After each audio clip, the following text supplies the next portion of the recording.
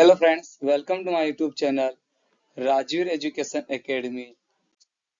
आज हम पढ़ेंगे चैप्टर थर्ड दो चर वाले रैखिक समीकरण युग्म की प्रश्नावली 3.3 का प्रश्न पहले का पहला।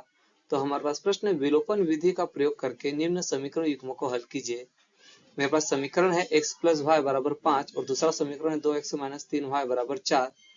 हमें इस समीकरण में x और y का मान ज्ञात करना है और वो भी विलोपन विधि से।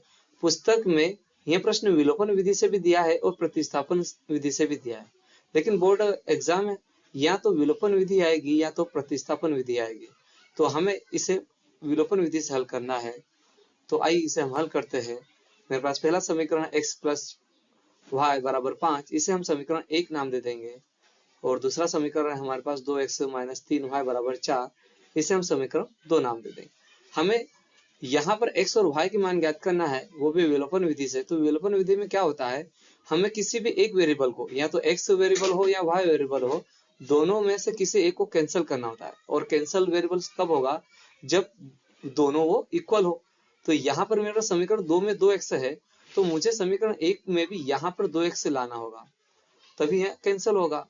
तो हम क्या करेंगे, समीकरण 1 में 2 से गुणा करने पर, तो समीकरण 1 में 2 से गुणा करने पर हमारे पास समीकरण 1 है x प्लस वाई बराबर 5 गुणित 2 कर देंगे। हम पूरे समीकरण में 2 का गुणा कर देंगे तो हमारे पास समीकरण आ जाएगा 2x प्लस 2y बराबर 10।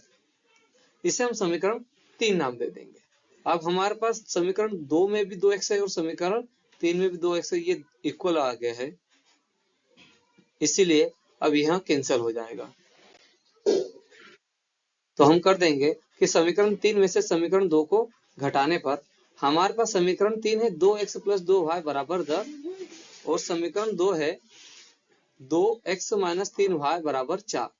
अब समीकरण 3 में समीकरण 2 को घटाने पर जब भी हम किसी संख्या को घटाते हैं तो इसके साइन चेंज हो जाते हैं। 2x प्लस है तो ये माइनस हो जाएगा, माइनस का 3y इसलिए प्लस हो जाएगा और 4 प्लस का इसलिए माइनस हो जाएगा। अब ये माइनस का 2x बन गया है, इसलिए 2x कैंसिल हो जाएगा और ये माइनस का 3y प्लस का बन गया है, इसलिए 2y और 3y प्लस हो जाएगा 5y बराबर 10 में से हम माइनस 4 कर देंगे तो 6 आ जाएगा। अब यहाँ पर हमें y का मान ज्ञात करना है, इसलिए हम 5 का पक्षांतर कर देंगे। 5 गुणित में है, पक्षांतर करेंगे तो यहाँ भागित में चला जाएगा, तो हमारे पास y बराबर 6/5 आ जाएगा। अब हमारे पास y का मान आ गया है। अब हम x का मान ज्ञात करेंगे, तो y का मान हम समीकरण 1 में पुट कर देंगे। तो y का मान समीकरण 1 में रखने पर हमारे पास समीकरण 1 है x प्लस वाई बराबर 5। तो यहाँ पर y के प्लेस पे हम पुट कर देंगे 6/5, तो हमारे पास समीकरण आ जाएगा x प्लस 6/5 बराबर 5 का 5। अब यहाँ पर हम एलसीएम लेंगे 5, क्योंकि यहाँ पर x के बटे में भी हर एक है, इसलिए हम एलसीएम ले लेंगे 5। मैंने एलसीएम ले लिया 5। यहाँ 1 से विभाजित किया 5 को 5 बार और 5 का x के साथ गुणा करेंगे तो 5x हो जाएगा, प्लस का 5 से 5 को विभाजित किया एक बार और 1 का 6 के साथ गुणा करेंगे तो 6 कम 6 हो जाएगा, बराबर 5 का 5। अब यहाँ पर 5 भागित में है, पक्षांतर करेंगे तो गुणित में चला जाएगा, तो हमारे पास समीकरण आ जाएगा 5x प्लस 6 बराबर 5 का 5 और ये 5 भागित में था तो पक्षांतर करने पर गुणित में चला गया। अब यहाँ पर हम 5 गुणित 5 करेंगे तो हमारे पास समीकरण आ जाएगा 5x प्लस 6 बराबर 25। 5 गुणित 5 किया तो 25 आ गया। अब हमें 6 का पक्षांतर करना है, तो 6 प्लस में है, पक्षांतर करेंगे तो माइनस में चला जाएगा, तो हमारे पास समीकरण आ जाएगा 5x बराबर 25 माइनस 6। अब यहाँ पर 25 माइनस 6 करेंगे तो हमारे पास समीकरण आ जाएगा 5x बराबर 19। 25 में से हम माइनस कर देंगे 6 तो 19 आ जाएगा।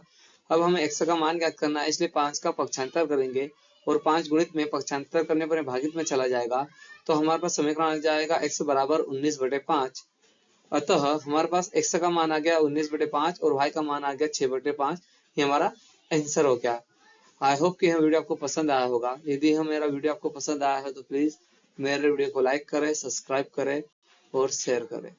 धन्यवाद।